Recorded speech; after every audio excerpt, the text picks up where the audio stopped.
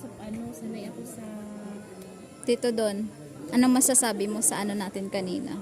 Sa Araw natin kanina. masaya. Masaya?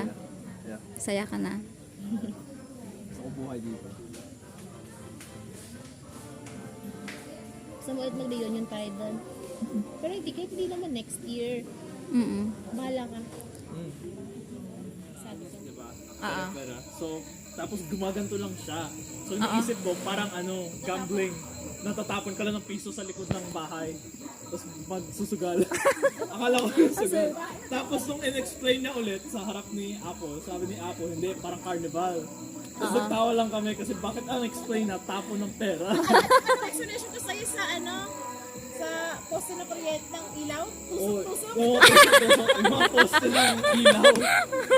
Nung doon kami sa Luneta, may mga ilaw na yung mga malalapit. Diba? Pang picture talaga. Tapos sabi niya, doon ka umikot sa may mga tusok-tusok na may ilaw. Tapos sabi ko, ano yung tusok? Ano ibig sabihin? Tapos si Apple rin na-confused. Tapos naglakad kami konti, tapos nakita namin ni Apple. Tapos sabi, yun, yung poste. Yung ilaw. Hindi ko kasi malo kung poste pala yun.